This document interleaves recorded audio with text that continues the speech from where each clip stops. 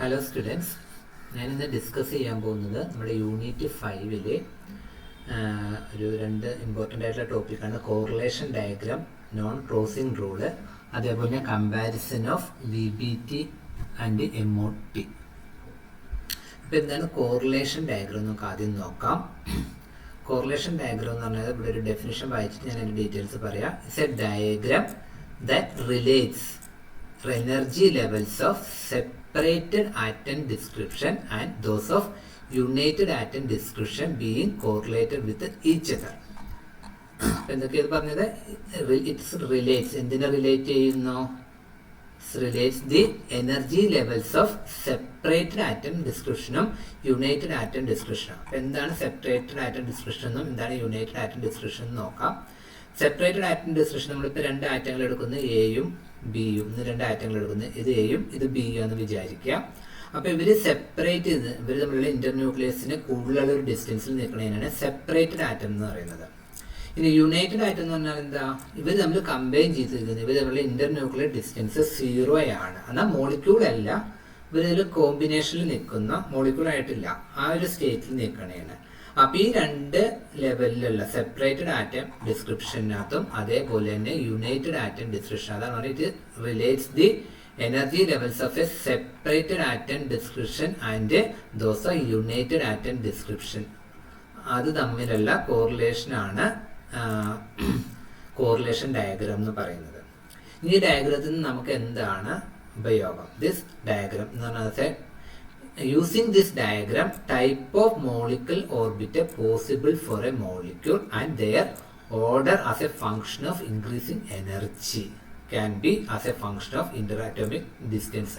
Interatomic distance അനുസരിച്ച് അതൊരു മോളിക്യൂളായിട്ട് form ചെയ്യുമ്പോൾ അതിനകത്തുള്ള മോളിക്കുലർ എനർജി ലെവൽസും അതിൻ്റെ എനർജി ലെവൽസും പോസിബിൾ ആവുന്നതിനെ കുറിച്ചൊക്കെ നമുക്ക് ഈ പിക്ചറിൽ നിന്ന് ഈ ഡയഗ്രത്തിൽ നിന്ന്, കോറിലേഷൻ ഡയഗ്രത്തിൽ നിന്ന് നമുക്ക് മനസ്സിലാക്കാൻ പറ്റും. മീൻസ് ഒരു സെപ്പറേറ്റഡ് ആറ്റത്തിൽ നിന്ന് ഒരു മോളിക്യൂളായിട്ട് വരുമ്പോഴേക്കും അതിൻ്റെ ഇന്റർന്യൂക്ലിയർ ഡിസ്റ്റൻസ് ചേഞ്ച് ചെയ്യുന്നു.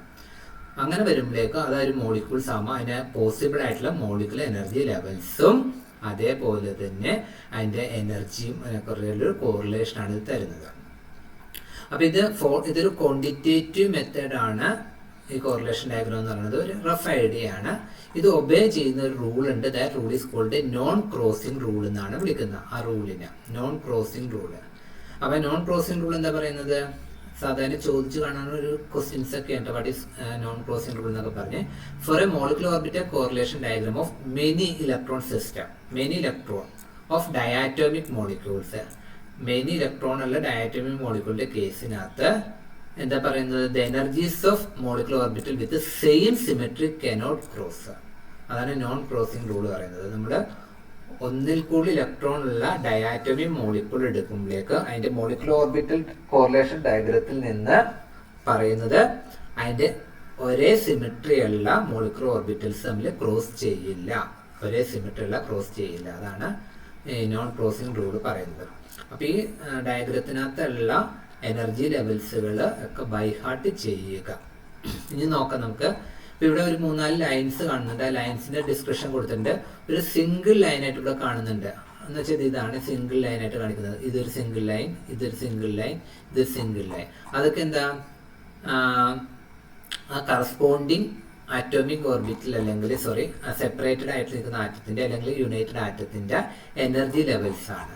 പിന്നെ ലൈൻ ക്രോസ് ചെയ്യുന്നത്, lines are drawn linking each united atom orbital to separated atom ഓർബിറ്റലിനെ കണക്ട് ചെയ്യുന്നതാണ് ഈ ലൈൻസ് എന്ന് പറയുന്നത്. ഇങ്ങനെ വരച്ചാണ് തിക്കായിട്ടുള്ള സിംഗിൾ ലൈൻസ് എന്ന് പറയുന്നത്. അപ്പോൾ ജസ്റ്റ് ഒരു സിമ്പിൾ ലൈൻ എന്ന് പറയുന്നത് ആ യുണൈറ്റഡ് ആറ്റത്തിന്റെയോ അല്ലെങ്കിൽ സെപ്പറേറ്റഡ് ആറ്റത്തിന്റെയോ എനർജി ലെവൽസും ഇതിപ്പോൾ തമ്മിൽ കണക്ട് ചെയ്യുന്ന ഡ്രോ ചെയ്യുന്ന ലൈൻസ് ആണ്, ലിങ്ക് ചെയ്യുന്ന ലൈൻസിനാണ് ലൈൻസ് അതുപോലുള്ള ലിങ്കിങ്ങിനെ കാണിക്കാനായിട്ടാണ് വരച്ചേക്കുന്നത്.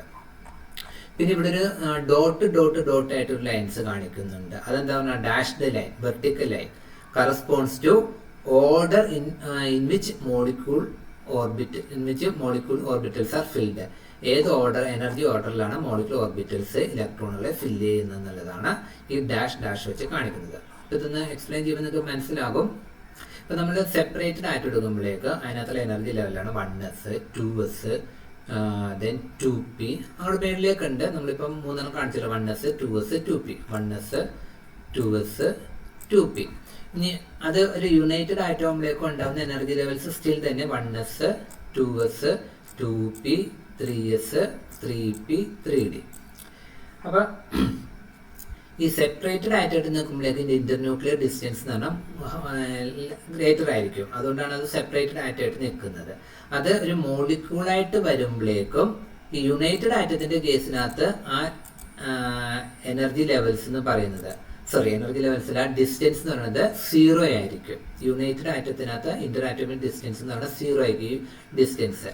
ഇവിടെയാണെങ്കിൽ ഇവർ തമ്മിൽ മാക്സിമം ഡിസ്റ്റൻസിനകത്താണ് ഇന്റർ ആറ്റോമിക് ഡിസ്റ്റൻസ് എന്ന് പറഞ്ഞാൽ ഇവർ തമ്മിൽ മാക്സിമം ഡിസ്റ്റൻസ് ആയിരിക്കും. ഇവിടെയാണെങ്കിൽ ഇന്റർന്യൂക്ലിയർ ഡിസ്റ്റൻസ് എന്ന് പറഞ്ഞാൽ 0 ആയിരിക്കും. അപ്പൊ ഒരു ഇൻഫിനിറ്റി എന്ന് പറഞ്ഞാൽ നമുക്ക് പറയാം, അല്ലെങ്കിൽ മാക്സിമം സെപ്പറേഷനിൽ നിന്ന് നമ്മളൊരു മോളിക്കുലർ ലെവലിലേക്ക് വരും. മോളിക്യൂൾസിലേക്ക് വരുമ്പോൾ എന്തെങ്കിലും ഒരു ഫിക്സഡ് ഇന്റർന്യൂക്ലിയർ ഡിസ്റ്റൻസ് ഉണ്ടാകും, എന്നിട്ട് അതായത് മോളിക്യൂളായിട്ട് നിൽക്കുന്നത്.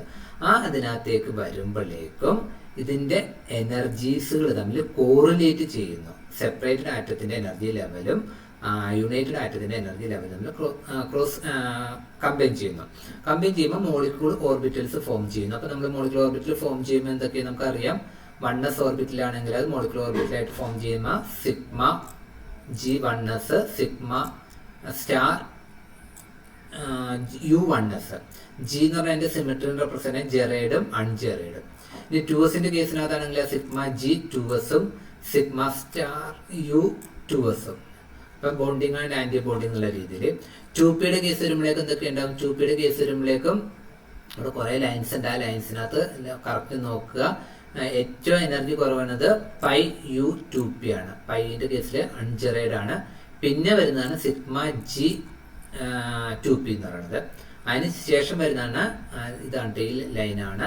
അത് ഇങ്ങോട്ട് ആരോ കാണിച്ചിട്ട് ഞാൻ ഈ സൈഡിലേക്ക് മനസ്സിലാക്കാൻ വേണ്ടി ആരോ കാണിച്ചത് pi star g 2p. Pi star ആകുമ്പോഴേക്കും ജിയിലേക്ക് മാറി.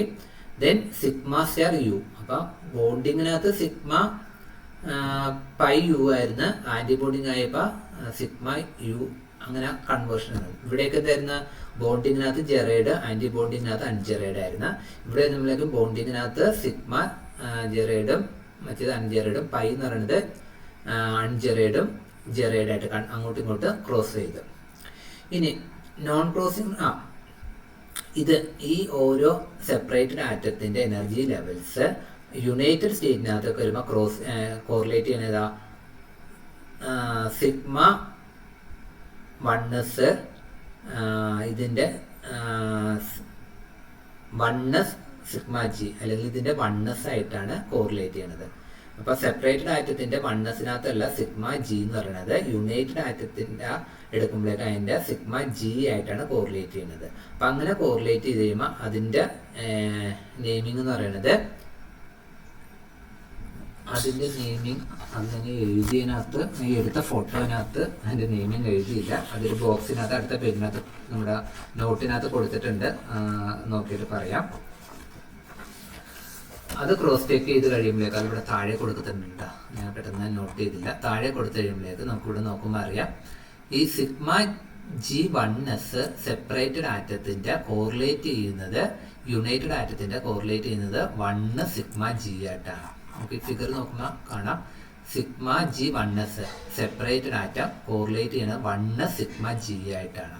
ദെൻ രണ്ടാമത്തെ നോക്കിയേ ആന്റി ബോണ്ടിങ് ആയിട്ടുള്ള sigma U star 1s correlate ചെയ്യുന്ന ആരാ 2p ആയിട്ടാണ് കോറിലേറ്റ് ചെയ്യുന്നത് 2p. അപ്പൊ ഇതിന്റെ ഡിസ്ക്രിപ്ഷൻ എന്തായിട്ട് മാറും?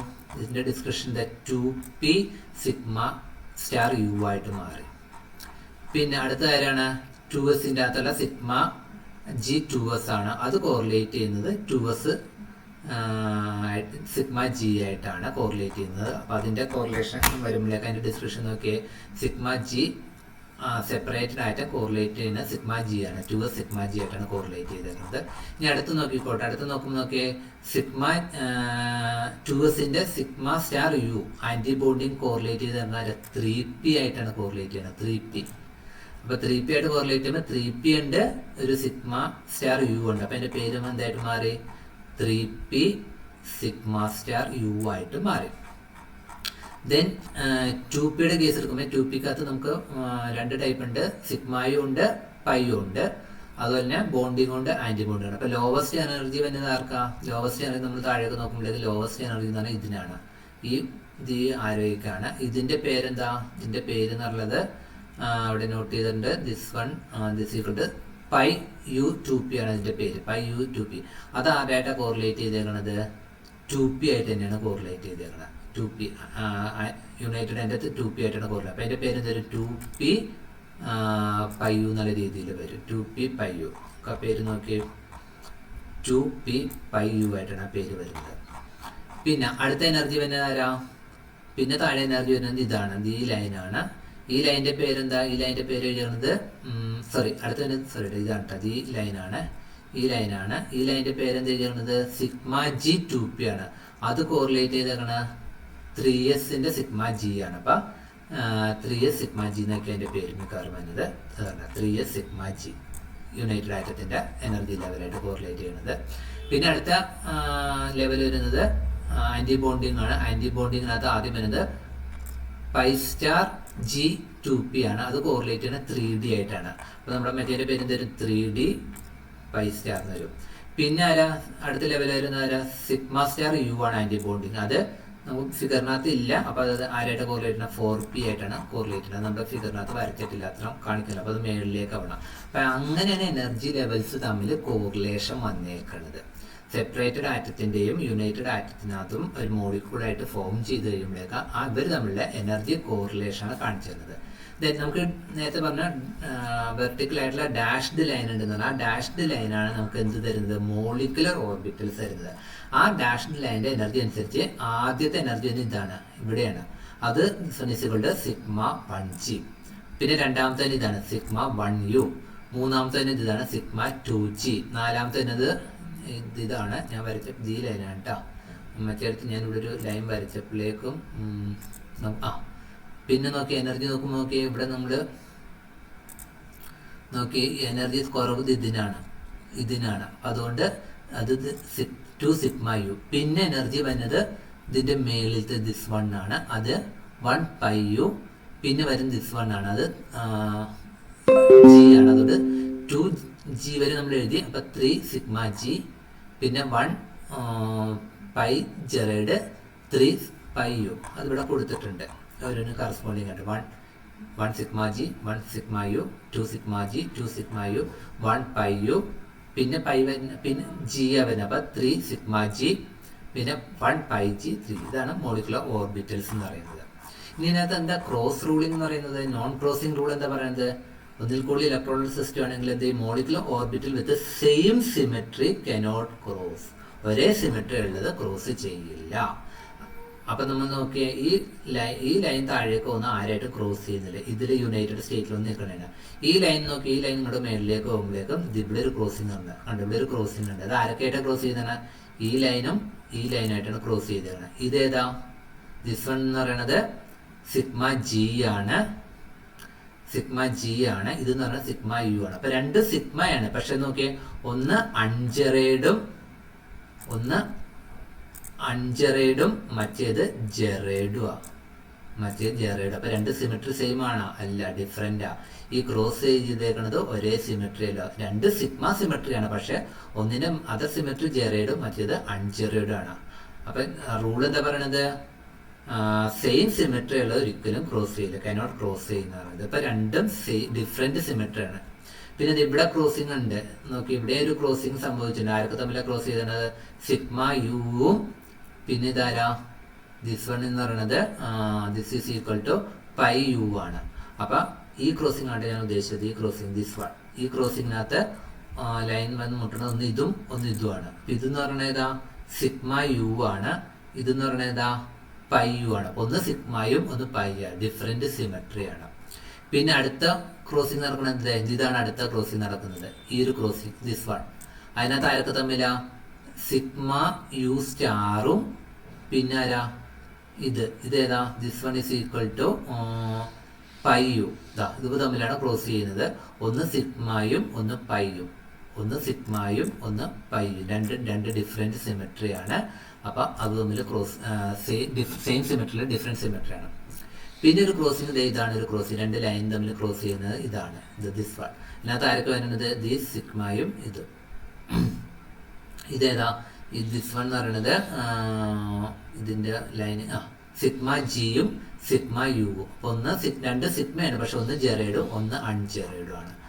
അങ്ങനെ നമ്മൾ നോക്കുമ്പോഴേക്കും ഈ ക്രോസ് ചെയ്തത് തമ്മിൽ രണ്ട് ലൈനുകൾ തമ്മിൽ ക്രോസ് ചെയ്ത് നോക്കുമ്പോഴേക്കും അതിന്റെ സിമെട്രി രണ്ടും ഡിഫറെന്റ് ആണ്. അതാണ് നോൺ ക്രോസിംഗ് റൂൾ എന്ന് പറയുന്നത്. അപ്പൊ ഇതിൽ നിന്ന് നമുക്ക് എന്ത് കിട്ടി? ഡിഫറെന്റ് എനർജിയിലുള്ള മോളിക്കുലർ ഓർബിറ്റൽസിനെ കിട്ടി. അതിനകത്ത് എന്താ പറയണ? It is non crossing rule obey ചെയ്യുന്നു. കാരണം ഒരേ സിമെട്രിയുള്ള രണ്ടെണ്ണം നമ്മൾ ക്രോസ് ചെയ്യില്ല. അതാണ് നോൺ ക്രോസിംഗ്. ഇതൊരു ക്രോസ്, ഇത് വേറെ ക്രോസിങ്, ഇതൊരു ക്രോസിങ്. ഈ ക്രോസ് ചെയ്യുന്ന രണ്ട് ലൈൻ തമ്മിൽ ഡിഫറെന്റ് സിമെട്രി ആയിരിക്കും. ഒന്നിൽ സിഗ്മയും പൈയും വ്യത്യാസമായിരിക്കും, അല്ലെങ്കിൽ ജിയും യുവും ജെറൈഡും അൺജെറൈഡും വ്യത്യാസം ഉണ്ടായിരിക്കും എന്നാണ് പറയുന്നത്. അതിന്റെ ബാക്കിയുള്ള ഡിസ്ക്രിപ്ഷനാണ് ഇതിനകത്ത് കൊടുത്തേക്കുന്നത്. അതൊന്ന് ജസ്റ്റ് നോക്കിയാൽ മതി. ഞാൻ ഡീറ്റെയിൽ ആയിട്ട് പോകുന്നില്ല.